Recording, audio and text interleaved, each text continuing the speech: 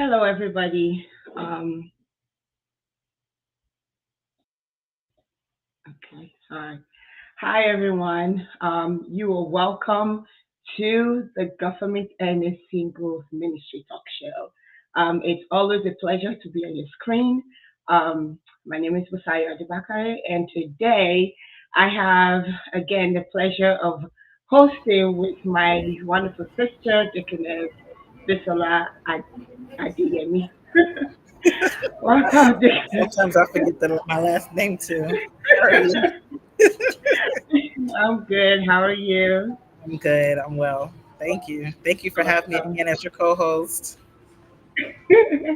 Oh, it's always a pleasure. It's a pleasure to have you here. So we're going to dive into our discussion for today, and today we're looking at the topic: how soon can I get married? And of course, I believe a whole lot of people have these um, these questions in their minds. Before us, this question has been in existence. How do I know when I'm ready to get married? How soon? Well, without wasting any more time, we have the honor of having our pioneering CEO, president, to help us to navigate this topic today. And it is a pleasure to welcome on our screen, Pastor Ojomo. Thank you so much, sir, for being here. It's great seeing your face again and being on this screen with you. Thank you for being here, sir. Oh, yeah, thank you so much. I'm so delighted to be back here on this talk show. Yeah, thank you, thank you. Um, so I'm really excited to get into this. So we're gonna roll along. The very first question is: am I emotionally ready to share my life with someone long term? So we're looking at, am I ready to get married? So how do I know if I'm in a long term relationship, or if the person that I find is in a, it's like somebody that's not, maybe not quite ready yet? You know what? Though, I'm not going to break down the question for you. I'm just going to read it and then you take it. Okay, so I'll read it again. Am I emotionally ready to share my life with someone long term? Yeah, thank you so much, Sister Busire. It's so nice to be here again. Deaconess Disola, thank you for being my being my host today. I remember you were my guest sometimes ago. Was Yeah, the table has turned now. No worries. hello.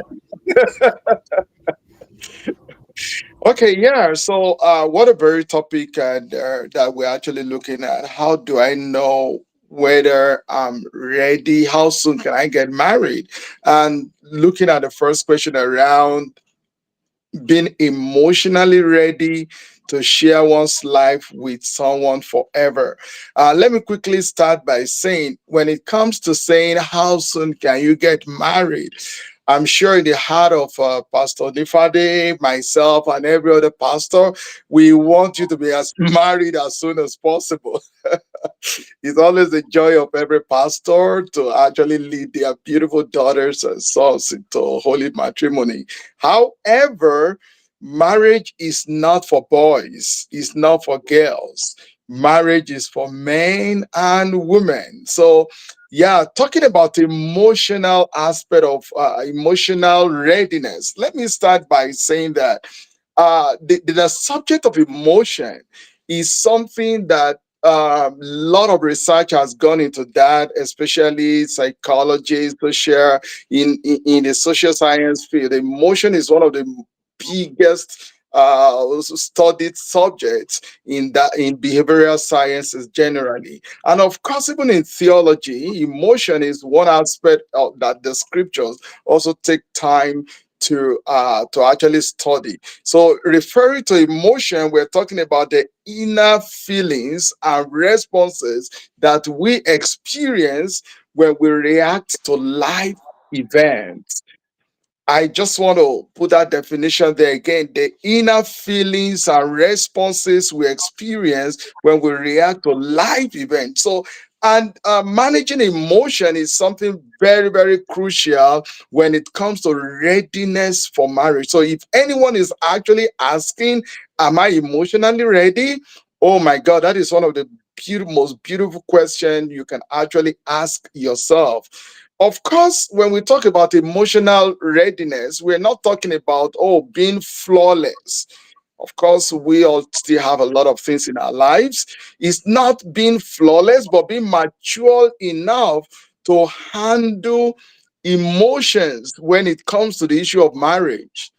Emotional intelligence is the ability to handle disagreement, disappointments, and differences without falling apart. And let me quickly say this.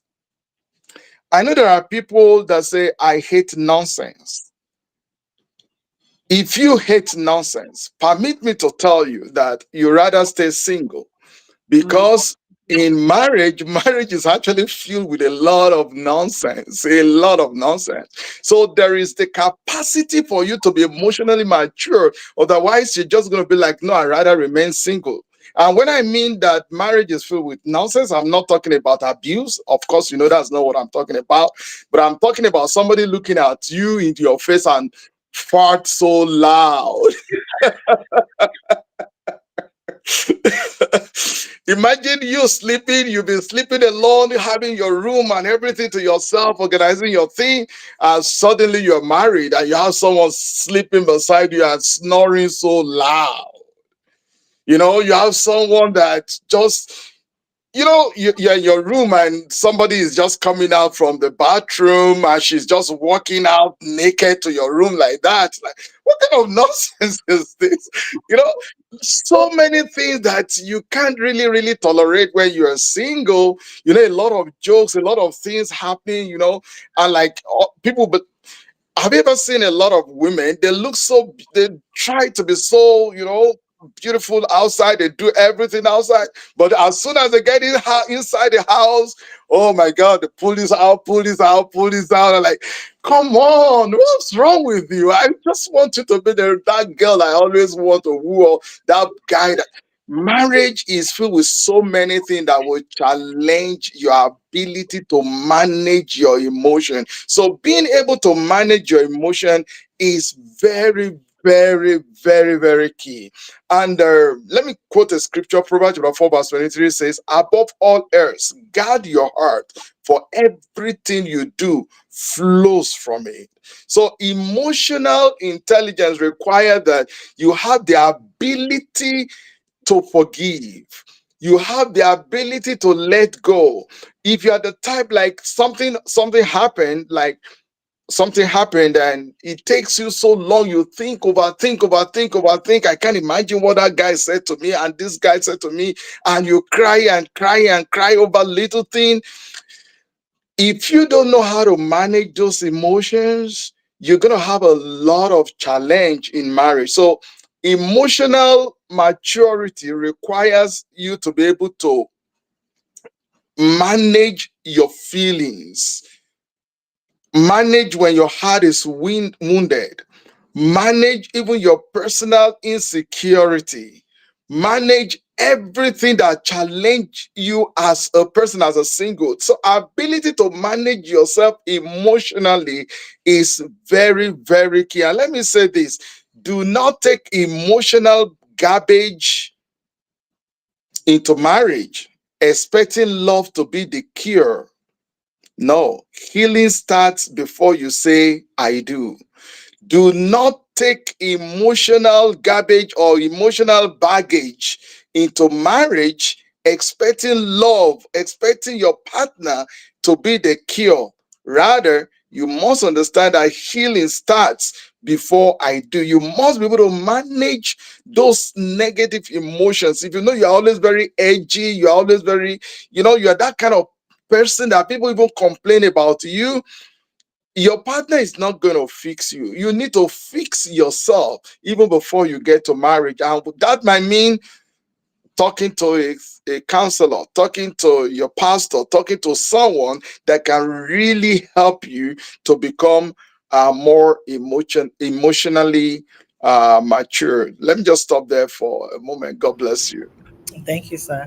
I was laughing because I remember when I was single that I was telling like an older grandma that I don't like nonsense, and she started laughing at me because she said you can't get married if you don't like nonsense.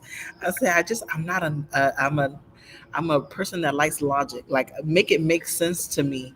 If you want to do something, explain yourself and make it make sense. And she said, that's not, there's going to be a lot of things that don't make sense in I marriage. So love that's that. why I was laughing. Okay, our next question is, what is the reason for marriage? Is it for companionship, love? Is it for because of societal pressures? You have to, I mean, in our, especially in like the African society, marriage is the next step after school. What is a purpose for marriage? Thank you so much. That's a very powerful question. You know, your reason for marriage really, really matter. If you don't define it, it is often said that when the purpose of a thing is not known, abuse is inevitable. So the reason why there's a lot of abuse in marriage today is because people don't really understand what marriage is all about. So your reason for getting married is very, very key. And I love the fact that you already mentioned, is it for love, is it for companionship, or was it based on societal pressure or any other reason? So the reason we get married is very, very simple. Bible says in Genesis 2 verse 18, I want to read, says the Lord God said, it is not good for the man to be alone. I will make a helper suitable for him. So marriage is actually a union created by God so that man and woman can live within the purpose of God. Marriage is actually an institution. He says again, he said, for this reason shall a man leave his father and mother and cleave to his wife. So one purpose of marriage is the ability to live and cleave to someone. So marriage is actually based on the fact that you love someone, not just because you just want to make children out of that person, or you just want to fulfill your personal desires. No, marriage is based on the purpose of God. What are you doing? Like, if I want to ask any young man there, what exactly are you doing that you need a help me? Do you have a purpose? Do you have a direction in life? What exactly are you doing for for someone to come into your life to assist you? So if marriage is because of your friends are getting married, or because your parents are asking, or they think it's just the next box that needs to be ticked, then that's a shaky ground. But if it is for love, if it is for companionship and for God's purpose, then you're on the right path, because marriage is for love, for companionship, and to fulfill the purpose of God. And let me say this quickly: marriage is not an escape plan, it is a purpose plan. Marriage is not an escape from being single, it is rather the fulfillment of God's purpose for your life. Because it is in marriage we raise the next generation. Imagine if you say we're not getting married, then we're just gonna the human species will just go extinct. But because the God has entrusted the ability to raise the next generation and confine it within the institution of marriage, understanding that will help us to know that, no, when I'm getting married, I'm actually fulfilling a larger purpose, why God created human. So you're coming in there, and with that sense of purpose, you know that you're getting a woman or a man into your life, then you're under God, raising the next generation up, becoming companion to fulfill God's purpose. They say when it's not good for one to be alone, because when two people come together, they get heat, they have all the ability to come together. One will chase 1,000, and two will chase 10,000. That's a very powerful spiritual mathematics there. So the purpose of marriage is to advance the purpose of God. Let me stop there shortly. So sorry, I have a follow up question with that. But sorry, let me just interject real quick. Okay. So I've heard, especially when I was single, they said that the woman doesn't necessarily have to love the man, right? But the man must love the woman. Like a woman can get married and develop love. What do you think about that? Because we just now said that one of the purposes, yes, companionship, but also love. But there's also advice being given that a woman doesn't necessarily have to love her husband initially. She has to respect him, but not necessarily love him. But because a man should love you more than you love him. What do you feel about that? Well, I don't feel very comfortable with that statement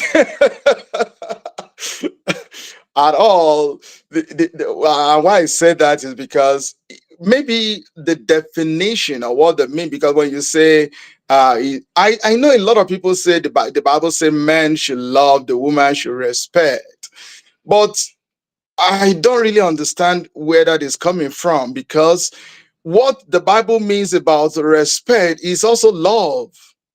You can't actually truly respect somebody if you don't truly love that person. It's the union between Jesus, the Christ, as the head of the church, because that was a comparison. So Jesus loved the church, and the church must love Jesus. So it's not like that Jesus loved the church, so the church must respect Jesus. Every day we declare our love for him. Every day we sing about his love. So if marriage is a type of the relationship between the church and Christ, then where is that coming from? So when we talk about love, women must love their husband must love their wives, women must respect their husband, men, listen to me, you must respect your wife. Because how can we teach respect if within the community, just as because we are Americans, or we're citizens of a country, one of the value system in this country is the principle of respect. We are taught to respect everyone on the street. So how will you then say you want to respect every person? You respect your co-worker, you respect your boss, you respect the junior workers, you respect your colleagues, you respect your classmates, and you disrespect your wife. Where is that coming from?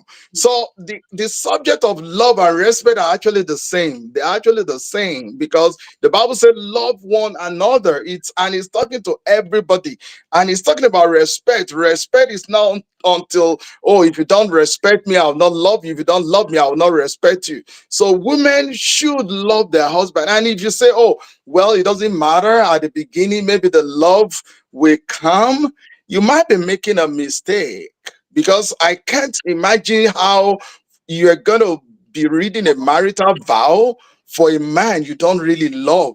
You say, yeah, I just feel like I should marry you, and the love will grow over time. Is it when the challenges come that the love will start to grow? If the Bible said it, it said at the beginning, they were talking to Jesus. They said, oh, how come? Because at the beginning, and that was in a marriage ceremony, that at the beginning, people will always serve the best wine. But you have kept the best wine till now, because they understand that in every marriage, the honeymoon phase is always like the sweetest, the best. Like, you can't expect that people get married today. If you start to see problem on the very night of the problem, then you know there is a big problem. So you can't say there is no love at the beginning of the marriage and you expect love later in the marriage. So the love must be there. If you are questioning as a woman, and this is what I tell ladies, listen, if you are questioning your love for this man, even before you get married, I'd rather ask you to wait and pray more. I rather want you to wait and pray more. So it shouldn't just be the man saying, I love you. I don't love him. A time will come, the man is just going to feel like, I'm not even feeling the vibe from this woman I'm getting married to. I pray the Lord will help us. I don't know if I answer your question. Yes, sir, you did. Thank Yeah. you. All right, thank you. So, yeah. Thank you. So our next question is, do I have to have a career before I get married? Can I still be in school? Wow, what a great question. Well, you don't need to be at the top of your career for you to get married. But do you need to have a career? Yes, of course. You don't want to be directionless. You don't want to be, you just want to be running through life. And like, you want to get married? Yes, but tell me, what do you do? How are you going to sustain your home financially? Say, Pastor, I don't know. We're just trusting God. Really? Okay, I'd Mm, rather ask you to wait and trust God to get us sorted out first, because the person you are getting married to is actually a human being, not a toy, not an AI. He's actually somebody's daughter or somebody's son. So you can't just come into that marriage unprepared and without purpose and direction. So, but what we need is responsibility, vision, and willingness to sacrifice. Definitely, you need to have a career. That's just the truth. You need to have a career, not that you don't have a career. And what I mean by career, it doesn't mean you have to already become a professional. You can be in school, definitely, because it again, it depends a case by case scenario here. For most people, when the woman is in school, they can get married. But it's very rare for men to be in school, not earning anything, and they want to get married. Not that it can happen. It can happen if there is a very solid, and we're still going to get to that this conversation, when there is a very solid um, uh, um, understanding between the man and the woman. Take for example, the woman is well established already. She's earning money, and she feels like, oh, what I'm obtaining, what I'm having right now is able to sustain the home. And the man, for some reason, I believe, is not just out of high school, perhaps maybe a new immigrant that just landed in the country, or maybe somebody in the bid of changing a career. There are so many things that takes us back to school, and you want to give this school a kind of a full-time whatever, and you're already engaged, and the sister is like, let's get married. But as a man, I'm not working yet. I said, don't worry. What I'm obtaining right now is enough to carry us on. Why not? That is the agreement. That is a mutual agreement in marriage. It's not really about the man, oh, must be the one making all the provisions. So why will a man be in school and get married? A man can be in school and get married. Why not? And of course, that is a path to a career. So at least for the two of them, there must be stable source of income to sustain the home before they get married. Thank you. thank you, sir. So I'm looking at the chat. There is a follow-up question Okay. from the chat. It says, "Do you believe men should be sole providers, or should things be split in the middle?" I'm sure. You know why I'm laughing? If you have stayed long enough in North America, you know that the concept of the man just being the sole provider is not really applicable here. Oh yeah, it is not. It's not like the days where the man has a very multiple farms. Our fathers, they have a lot of farms, lot of farms, and they just have women. They just stay. They just go to harvest. The man with all the boys go to the farm and makes all the provision.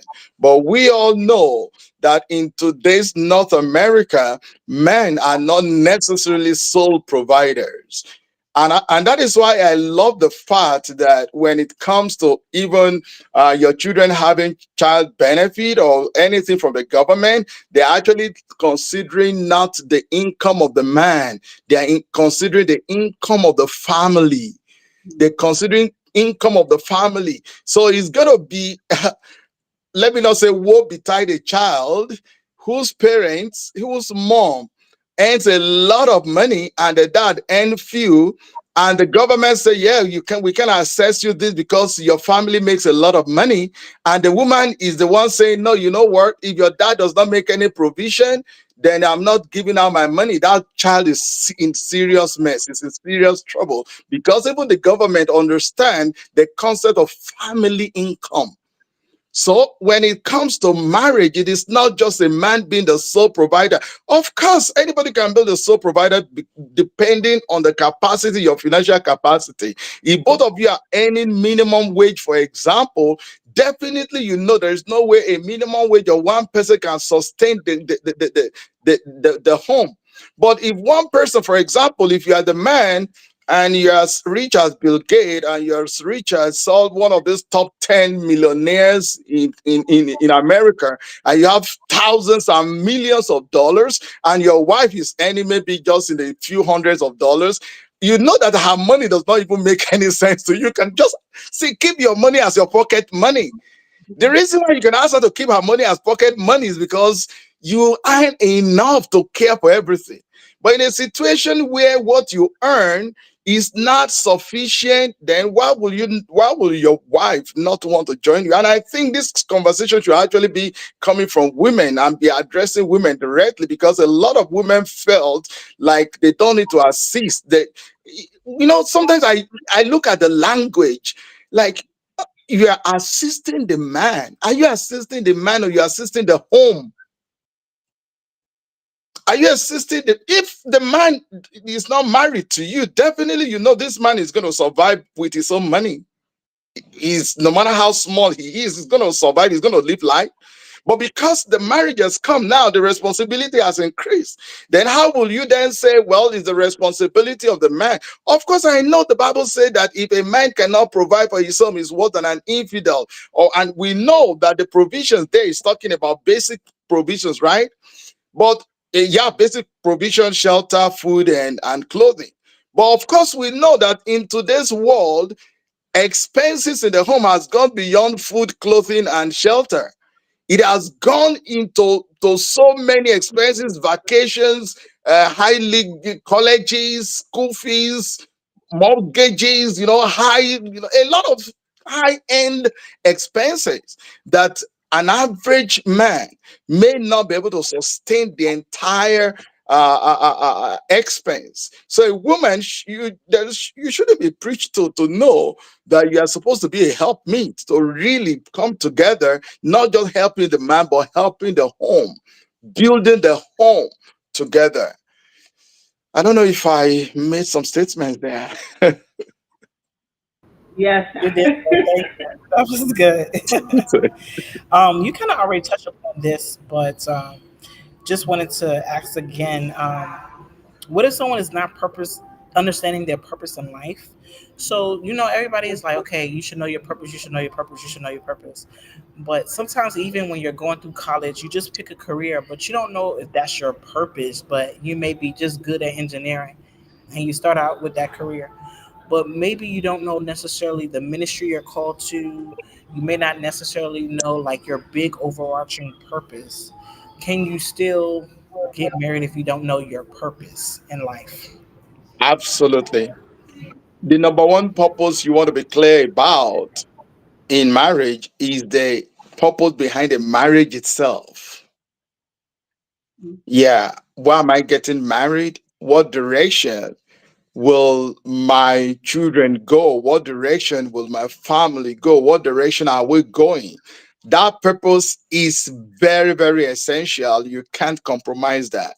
But when it comes to your purpose generally in life, it does not mean that the fact that you don't understand what your main purpose is in life does not mean you are purposeless. It does not mean you're purposeless. A lot of people, and I think maybe sometimes the teaching around purpose get people more confused about what their purpose is in life. Sometimes, there are some messages you listen to and it's like you want to be born again the second time.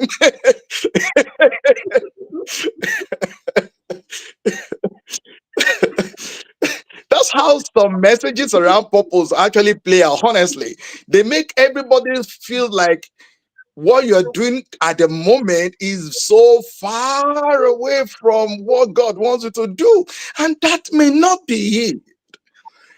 Now, the simplest way I describe purpose is, okay, I have a glass of water here. I have a glass here.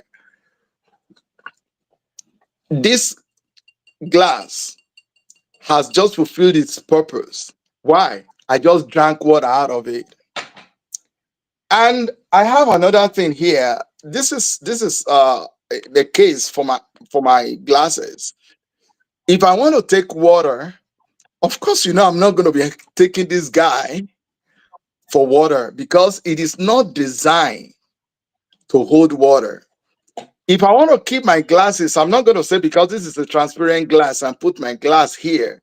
It is not designed for this. So, what does that simply mean? Your purpose is embedded in your design. How you are designed determines your purpose. So, if somebody is struggling with understanding his purpose, and I'm just using this to clarify the air, not necessarily just answering the question now. Understanding your purpose simply means that you understand your design. You look at what are you created to do. If it is in ministry, if it is in career, and of course we've learned, I'm sure in government, I've had our general overseer said this a long time ago that even in the place where you're working, that is your ministry. And that is what we call the marketplace, the seven mountains of influence. You can, as long as what you're doing is under God, and you are getting satisfaction and fulfillment in that which you are doing, your life is purposeful. Absolutely. So you don't have to keep pursuing purpose until you get it. No, it can be. I understand the fact that you can move from one level to another. Paul 20 years ago is not Paul now. Does it mean I'm just understanding or I'm just getting to my purpose now? No. I have always been in my purpose ab initio. But purpose unfold, greater purpose and greater level. One level of purpose gets to another. So even when it comes to marriage, don't condemn yourself to think like, oh, maybe I'm not fulfilling my purpose now. No, what you're doing at the moment, keep doing it. I keep asking God, what's the next thing? As you begin to move to the next thing, you are actually fulfilling your purpose. More so, if what you are doing is under God. Of course, you are outside of purpose whenever you are outside of God's will. If you are outside of God's will, you are doing things that are contrary to the integrity of the scripture. Definitely, that can be part of your purpose. Thank you. Wow, awesome. Thank you so much. I really love what you said about knowing your purpose. And I wrote it down. Knowing your purpose is understanding your design. I think that's going to be helpful for a lot of people because although we're not talking about purpose, I think knowing purpose is a big topic for a lot of Yeah. people. So again, anyone who is out there that you may be concerned about knowing your purpose, you need to understand your design, what you be created for, and how God has designed you. So we're moving on to the next question. Um, this is very short and straight to the point. At what age should I get married? I like that. At what age will I get married? That age is when you're ready. How old was Adam when Adam got married? How old was Adam? Adam was created an adult. So, like I said, marriage is not for boys or girls. Marriage is for men and for women. So, readiness is about maturity, not just a number. For some, the number might be 23, and for some, it might be 33, it might be 43. So, what matters is not really the number, but God's timing. And saying that, of course, I'm sure we all agree. Like I said, marriage is not for boys. So, you can't tell me you are 12 years old and you want to get married. Oh, I'm just 10 years old and I think I want to get married. That is not what we're talking about. In fact, even as a woman, you're not biologically capable to get married. If you're a minor, you're not expected to get married. So you must have reached the age of majority, number one, to start with. But that does not mean as soon as I'm 18, 19, I can get married.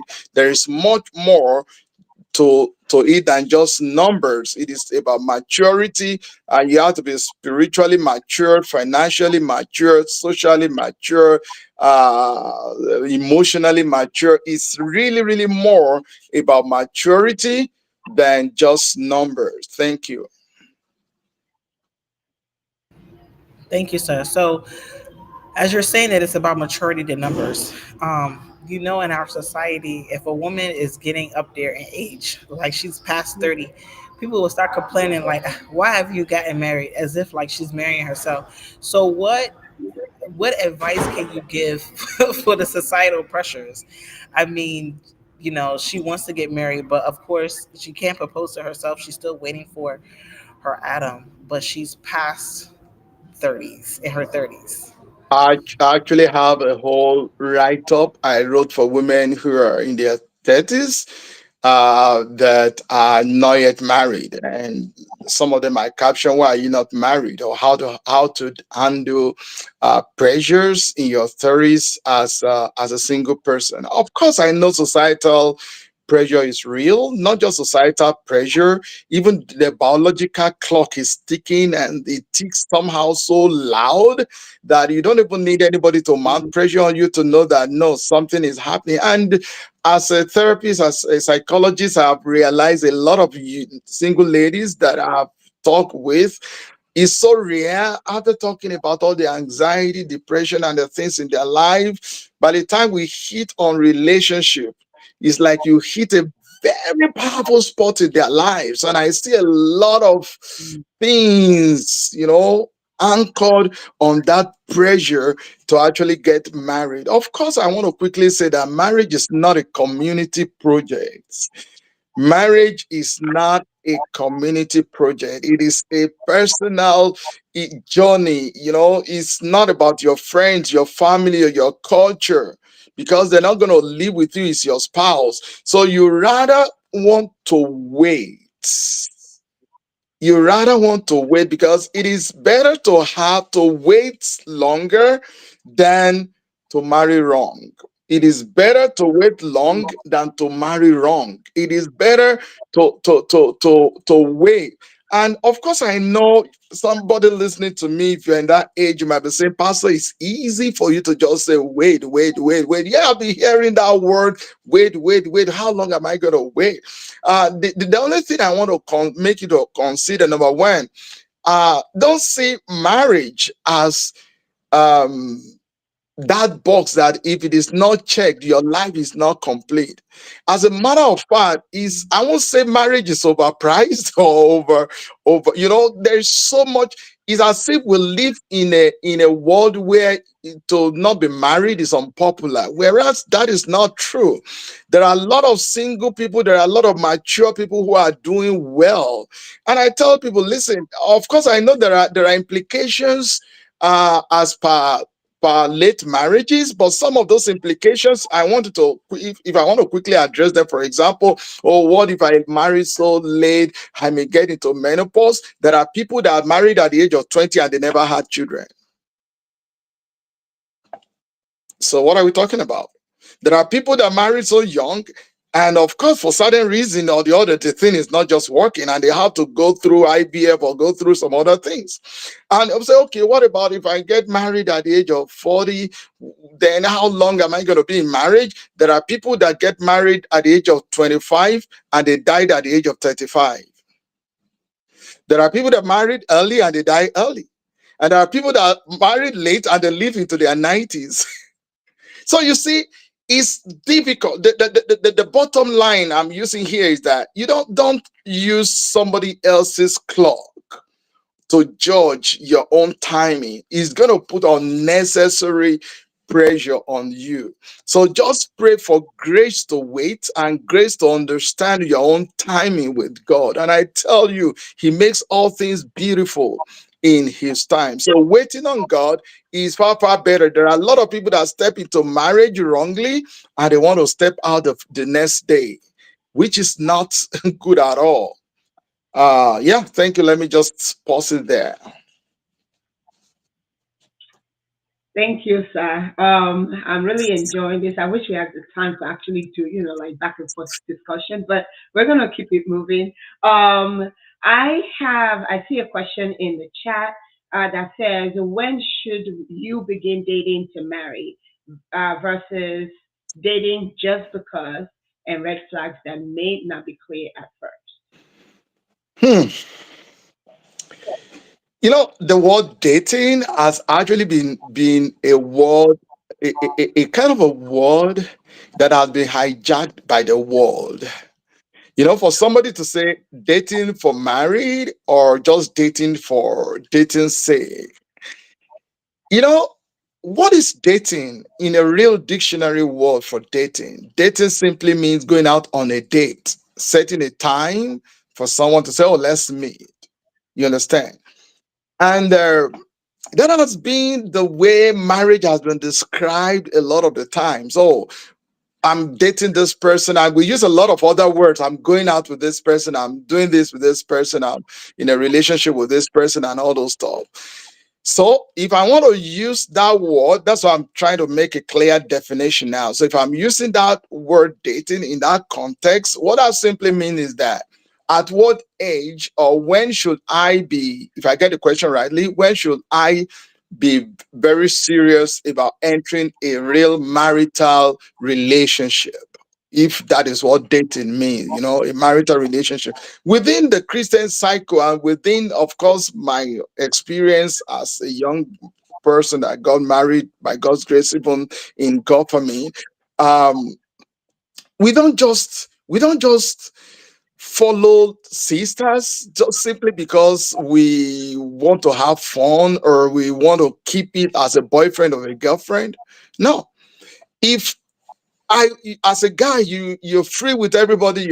You're free with every sister. You're moving with everybody. You have them as your friend. You have them as church members and the rest. But as soon as you think it is time for you to get married, the first thing that we do, which of course I know you should be doing, is to pray. We start to pray. So the first thing is not dating. The first thing is praying. So, like, oh Mm. God, I am a member of this house of, let me not mention any name now. Okay, house of change, house of hope, house of restoration. I know you're all listening to me. So, you're a member of that congregation, and you know that, oh, I think I should be getting married. I'm 23, 24. I think rather than you to start looking and adjusting your glasses and watching all the ladies in the church or ladies, the boys, and say, maybe I need to go out on a date with this, I need to go out on a date with this, I need to go out on a date with this. That is that you're using a wrong method to achieve your goal. It's not like of course I know that there are people that actually use that, and of course they landed, they happily married. But you want to start with prayer. You want to start to pray, Lord, lead me. Holy Spirit, guide me. Because that is how you make other decisions in your life. The marital decision is not different from every decision you make in life. But if you are found of just making decisions in a hurry or just using your head, you're going to find it very difficult when it comes to marital decision because you want to do it same way. But if you cultivate the practice of praying to God about major decisions in your life, going to college, looking for a job, and everything, the same thing, you don't want to do marriage differently. You also want to pray and ask God to lead and guide you. So when you begin to have impression, let me just use that word, impression about maybe is this sister, then you can invite that sister out on what is popularly called now as a date. And what is the essence of that conversation? You try to get to know this person, whether your prayers or your kind of revelations, what you're thinking in your mind aligns with this value. And I'm going to use myself quickly as an example. It was during my service year, NYC, for those of you that are familiar with that in Nigeria, that is the 1 year compulsory, I will call it kind of an internship that we all do to serve the government in Nigeria. So it was my turn, and I was there. I just finished, and I was part of the Nigeria Christian Corpus Fellowship, and the next batch was to come in. And of course, people were thinking, "Oh, Brother Paul," because I was the general secretary of the fellowship. Then they called me Uncle Paul. Uncle Paul, it is time. You must go to the camp. You must bring us a wife. You must bring. I told them, like, listen, because you are all saying this, I'm not going to see any sister. And true to my words was as if I closed my eyes. But not so long. I'm telling you this because my wife, the mother of my three kids now, I actually got her in that camp eventually. But I'm just telling you my method. So what happened? After the service, yeah, of course, I was praying. If I should go by my revelation, I would have married a different person because I saw a different lady in my dream. So the dreams can be deceitful. If I'd gone with my dreams, I would have landed somewhere else. Perhaps I won't even be on this show right now because my life would have taken a different trajectory completely. So, but what happened? I felt like, oh, okay, Lord, it's as if you're leading me to this sister, and I felt her love in my heart, in my spirit. And of course, when you love somebody, you wake up in the night, you can't sleep, you wake up in the morning, you're still thinking about the same sister. So what I did was so simple. I went to the family house. We call it family house where the other Christian couples wait. And I didn't just go to her straight. I talked to their president and like, oh, there is this sister in your fellowship. Let me know how is she? Is she single? Because I don't want to go talk to somebody who is already engaged or who is even getting married shortly. Oh, so that sister is single. Oh, fine, great. Then I just called her. I said, Sister Funke, we need to talk. And I started asking her so many questions. Those days we don't really have eateries to really go out, hang out. We just hang out maybe under the tree and we're just talking and talking and asking. The more I ask her questions, the more I get clarity like, oh, yes, this looks like the kind of person that can fulfill, because I already have a vision for life, that can fit in. To cut the long story short, I came up to her and like, I would like us to get married, and made my proposal. And that was when our courtship. So it wasn't like dating and long dating before somebody now came and knelt down and brought out a ring and said, will you marry me? And it's coming as a surprise. No, it's not really supposed to be a surprise. You have to make your intentions known as soon as possible. Like, okay, we want to get married. And said she's going to pray about it. And I ran to my pastor. Oh, I just made a proposal to her. She said she's going to pray about it. And she gave me about 2 weeks. My pastor said, don't worry, she's going to talk to you before 2 weeks. And true to his words, she came back before 2 weeks. So what am I talking about? So dating, I want young people to know that you don't just date just because you want to have a girl around you or a boy around you. Just, keeping. And that's why a lot of people, they're just together, canopy, I use the word canopy. You canopy a lady, you're not proposing, you're not, and people can't talk to that lady because they felt he's with you. And after a long period of not saying anything, you find another sister and you abandon this person, and before you know it, the cycle of confusion continues. But if you can bring sanity into this area of courtship and dating and relationship, life is just going to be so easy for everybody. God bless you. Thank you. Thank you so much, sir. So before Deaconess Bisola asks the next question, there is a part of this question that you just answered that looks like you have not really touched on, and that's a red flag. And I think what stands out with this particular, the way this question is asked, is the person says a red flag that may not be clear at first. There's some you can spot the red flags and you Yeah. ignore, but what are those red flags that may not be clear? How do we spot them? What should we do? Actually, I call those one yellow flags. There is a green flag, there's a yellow flag, and there's a red light. So the red flag. So those ones that are blurry are actually the yellow flags. That if they are outright red flags, you would have been able to say, no, I don't think I can continue. But if these are yellow flags, what does that simply mean? It means that now let me bring the road, the interjection of roads for you. When you are traveling, when you get to an intersection and the lights are solid green, you don't even wait, you keep going. When the light turns yellow and you're already so close, a lot of the time you can proceed, but you proceed with caution. That means you have to be careful because this is already telling you, I'm about to stop. And if it is red, then you know that it's no go.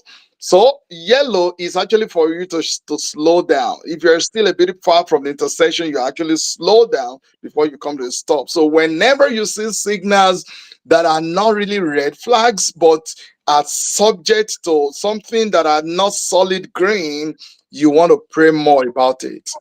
and you want to ask questions. I had a series of teachings on the power of questioning. A lot of people get into a wrong relationship because they don't ask the right questions. They come whenever Mm. they come together in their what they call dating, they're always asking about the color of your shirt, what kind of eyeglasses do you like, what kind of this do you love to put on, what kind of makeup do you love. They ask questions that cannot break the home, questions that cannot threaten the relationship, the marriage.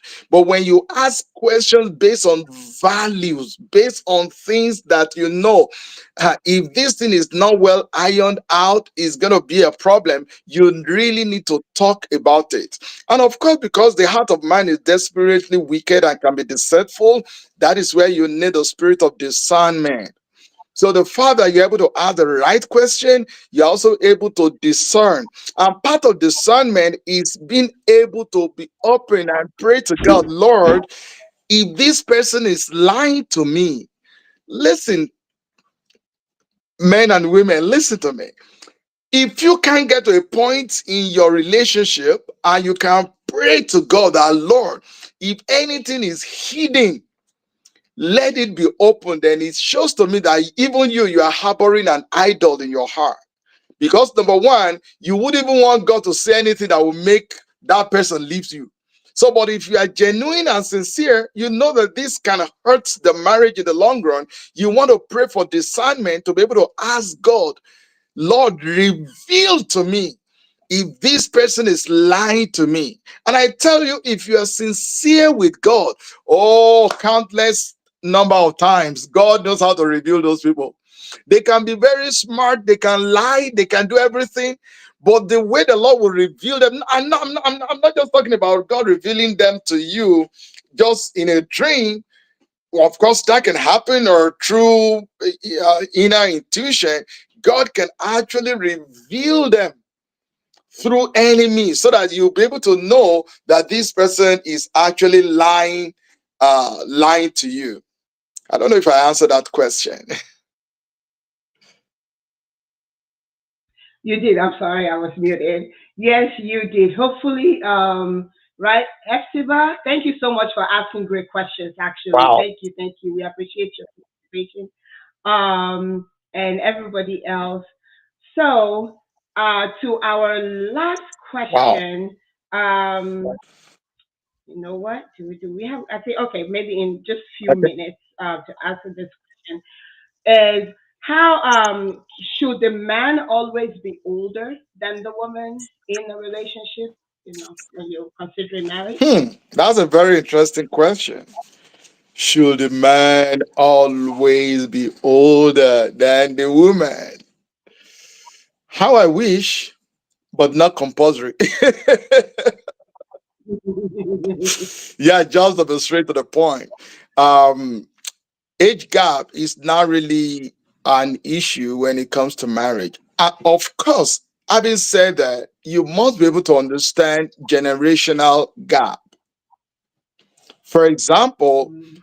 like if both of you, you're a woman, you are older by 2, 3, 4, 5 years. Well, okay, but by the time a woman or is older by 10 years, 15 years, 20 years, who am I to say it is not okay? But I just want to put a caveat there that you have to ask yourself a lot of questions. I've seen some women that are not even comfortable to marry a guy that is even same age, born the same year. They just feel like, no, I will find it difficult to submit to you if you're not older than me. Of course, I'll respect that. Or if this man is 2 years older, don't even go there because you are just the same age with my younger brother. But I tell you, In the concept of marriage itself, there is nowhere it is written in scriptures that the man must be older than the woman. No, I have not found. If you've seen that, you can show it to me. I would gladly love to reference that, because Apostle Paul, when he was making mention about marriage, he was just talking about if a man and a woman, they have passed the flower of their age and they feel like they are not able to keep themselves. He says, let them go marry, because it is better to marry than to burn. He never made any reference to the age difference. But the fact is that truly age difference can impact the marriage if both of them, and that is why it's always good to talk about it. The moment you've talked about it, and the reason why, and let me quickly say this, maybe from a psychological or biological point of view, one reason why some women are attracted to younger men, I'll tell you, it's so funny. The reason is that there are some men, younger men, that have developed faster than their age.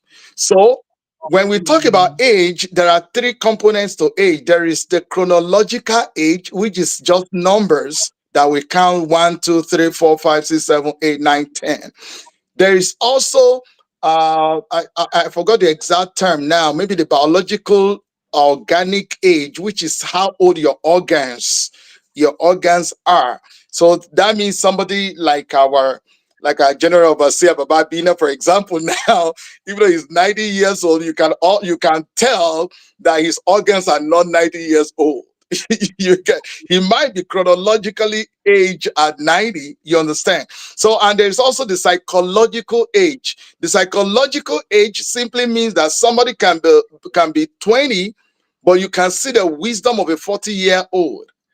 You understand? So in many ways, when you see women that are attracted to younger men, is because those men are mature past their age. In fact, it's always a shock for some of those women when they ask, "How old are you?" And like, "Oh, I'm 5 years younger than you," really, because they never, if they knew that that guy was immature, they would never even want the moment he's come. Like, please. Don't even go there. We're not in the same age. You understand? So a lot of younger men, because they have a psychological age that is older than their chronological age, because what you are making reference to now is just their chronological age, because they are more mature. Even though they know you are 5 years older than them, they still believe that they can live up to that standard of being a leader and a head of the home. So it's not going to be a boy who is just 10 years old, who is just doing like a small boy around the home. He still understands his responsibility as the head of the home to be able to provide that leadership. So as long as a man can provide the leadership in the home, that man is old enough to be your husband. Let me say that again. Wow. Let me Awesome. say that again. Yeah. If a man is old enough to provide the needed leadership that every man wants, the kind of protection that every man wants, it does not matter if the man is 10 years older than you and he behaves like a boy, you're not going to prefer him.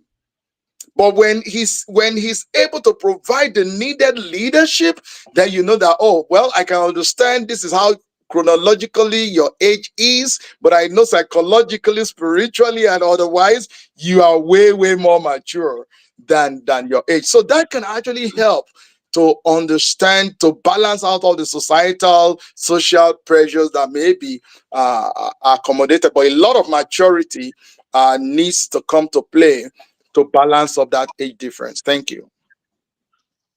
Thank you so much, sir. Thank you. Wow, when a man is able to provide the much needed leadership to sustain the home, that's when you can he's ready for marriage and he can be the head of the home. Thank you so much. It has been a great time. We are now out of time, and I will hand it over. You know what? I don't want to just rush it. We really do appreciate all that the wisdom that you have shared with us today, sir. We are very, very grateful. Um, it's as if we should not stop. But thank you so much. So I'll hand it over to Deaconess Bisola to just round this up and also close us out in Sir, prayer. thank you for the last.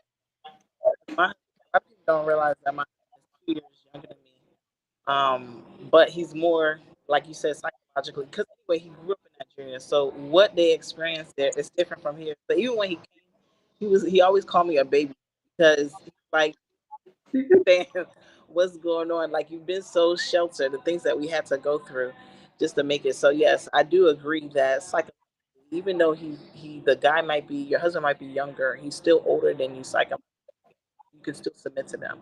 So, but let's round up. Thank you so much, sir, for all your wisdom. We really appreciate it. We'll Thank you. in prayer. In Jesus' name, Heavenly Father, are doing and continue to do with this podcast. We just pray, Lord, that the people that are hearing, those that are listening, and those that will listen in the future, Lord, they will receive something that will transform their lives and change their understanding so that they can walk into marriages that are fulfilling, walk into marriages that are God ordained, that they will not make any mistake, oh Lord, but that they will be fruitful marriages. In Jesus' name, amen. Amen. Amen. Thank you. Bye, everybody. Have a great week. Bye.